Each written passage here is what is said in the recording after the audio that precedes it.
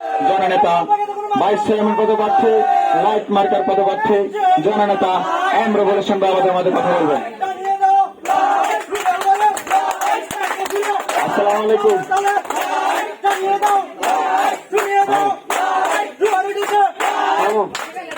Slogan দিও না, slogan দিলে তো আর কথা বলা যেত না। আমি প্রথমে আমার মা বোনদের কাছে ক্ষমা চাই, করো জোরে হাত ধরে জোর করে ক্ষমা চাই। প্লিজ পিছনে কথা বলো। হাত জোর করে ক্ষমা চাই যে আপনারা অনেকক্ষণ দীর্ঘক্ষণ কষ্ট করে এই জায়গায় বসে আছেন আপনাদের সন্তানের কথা শোনার জন্য।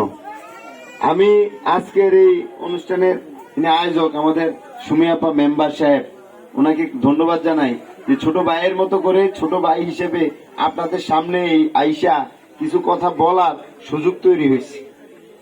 আমি যদি ভাইস চেয়ারম্যান নির্বাচন না করতাম তাইলে হয়তো আপনাদের এই যে যাদের চেহারা দেখতেছি, যাদেরকে সামনে দেখতেছি, তাদের দেখার সৌভাগ্য আমার হইতো না। আমি কিন্তু আপনাদের কাছে যে আমার যে নির্বাচনী পোস্টার বা লিফলেট বলেন, ওইটার মধ্যে আমার একটা বার্তাটা কি জানেন? আমি নেতা হইতে চাই না, আমি আপনাদের সন্তান হিসেবে কাজ করতে চাই। আমি আপনাদের কাছে প্রশ্ন রাখবো, আপনারা কেমন সন্তান প্রত্যাশা করে বলবেন? কেমন সন্তান চান? আপনারা চান আপনাদের সন্তান সমাজের প্রতিষ্ঠিত ভালো সন্তান হিসেবে মাথা উঁচু করে দাঁড়াবে। আর এই মাথা উঁচু করে দাঁড়ানোর জন্য প্রথমত যে কাজটা দরকার সেইটা কি জানেন? সেটা হচ্ছে শিক্ষার আলো। আমি অল্প কথায় শেষ করছি। আমি একটা মার্কা নিছি, যে মার্কাটা হচ্ছে বৈদ্যুতিক বাল্ব। সেটার কাজ কি? আলো দেওয়া, আলো ছড়ানো, তাই না? অন্ধকারে আলো দেওয়া। আর আমার মার্কাটা এটা নেওয়ার উদ্দেশ্য হচ্ছে যে আমি চাই আমার নির্বাচনী এলাকায় ভাইস চেয়ারম্যান নির্বাচিত হয়ে আমি প্রতিটি ঘরে ঘরে আলো ছড়াইতে চাই। যে আলো শুধু অন্ধকারে বাতি জ্বলে এই আলো না, এই আলো সেই আলো, যে আলো হচ্ছে শিক্ষার আলো, যে প্রত্যেকটা ঘরে ঘরে শিক্ষার আলোয় আলোকিত হবে আমাদের যুব সমাজ। আমাদের মায়েরা গর্ব করে বলবে, আমার ছেলে, দেখো আমার ছেলে প্রতিষ্ঠিত সমাজে, আমার ছেলে ডাক্তার হয়েছে, আমার ছেলে ইঞ্জিনিয়ার হয়েছে, আমার ছেলে ব্যারিস্টার হয়েছে, আমার ছেলে সরকারি চাকরি করছে, অথবা আমার ছেলে ব্যবসা করছে। আমি আমার ব্যক্তিগত কথাটাই বলি। জামাল কাকা যেটা বলছেন, জাকির মামা বলছেন যে আমি পড়াশোনা করছি ইঞ্জিনিয়ারিং লাইনে, এরপরে আবার ওকালতি করছি। আমি কিন্তু চাকরি করতে পারতাম, আমি কিন্তু চাকরিতে যাইনি। আমি উদ্যোক্তা হিসেবে ব্যবসা করতেছি। তো আল্লাহর রহমতে আমি যে ব্যবসা করি, যে আমি কিন্তু আসলেই সফল ব্যবসায়ী। আমি যে ব্যবসা করি, ব্যবসায় আমার বছরে 1-1.5 কোটি টাকা ইনকাম হয়, মানে কোটি টাকার নিচে হয় না। তাহলে আমি কিন্তু ব্যবসায়িক ভাবে অসফল না। আমি ভাইস চেয়ারম্যান হইয়া আপনাদের এলাকাতে আইসা যে এখান থেকে চান্দা উড়ামু বা এই ভাইস চেয়ারম্যান পরিচয় দিয়া এখান থেকে মানুষের উপরে জুলুম করবো, এই ধান্দার জন্য আসি নাই।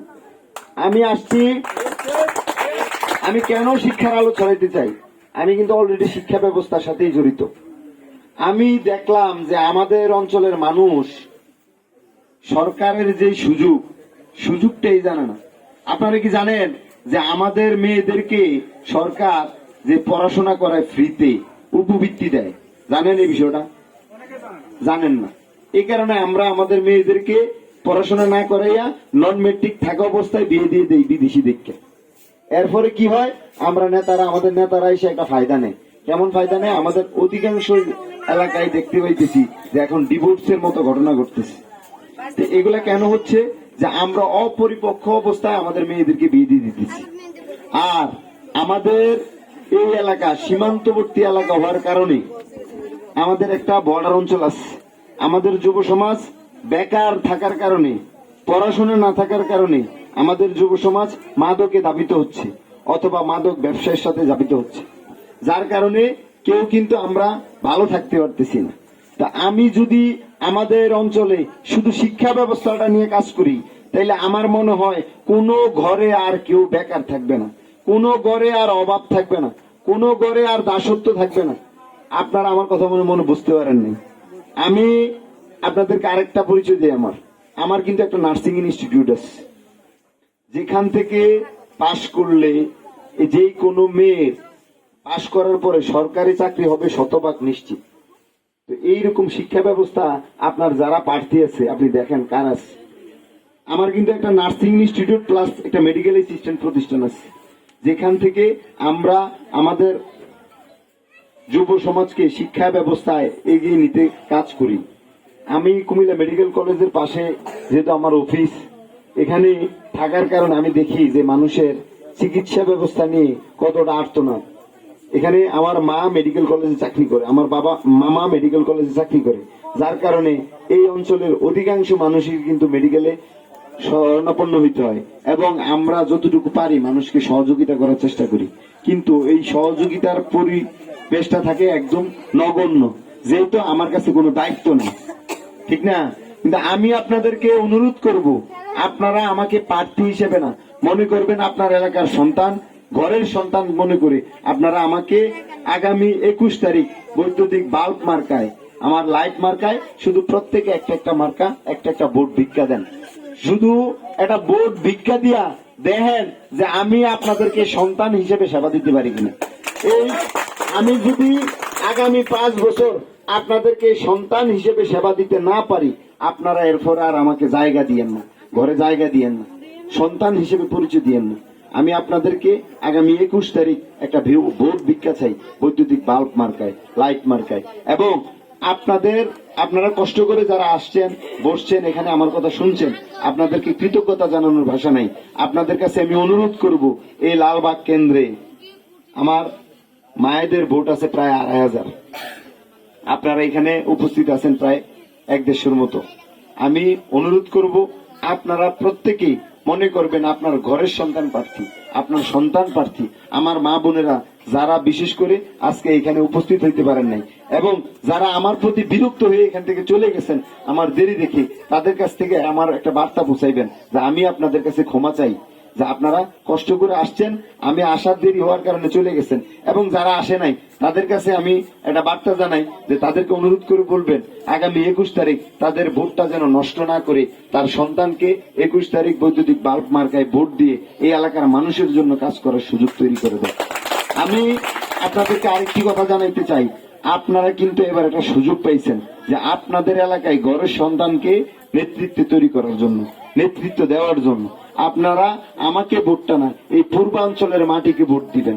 এই পূর্বাঞ্চলের প্রতিটি মাটি যেন বলে যে আমরা আমাদের সন্তানকে এবার ভাইস চেয়ারম্যান বানাবো, আমাদের ঘরে আমাদের নেতৃত্ব রাখবো, আমরা কারো দাসত্ব করব না, আমরা কারোর কাছে গিয়ে হাত পাতবো না, আমরা আমাদের মতো করে আমাদের সন্তানের কাছ থেকে আমাদের অধিকার আদায় করব।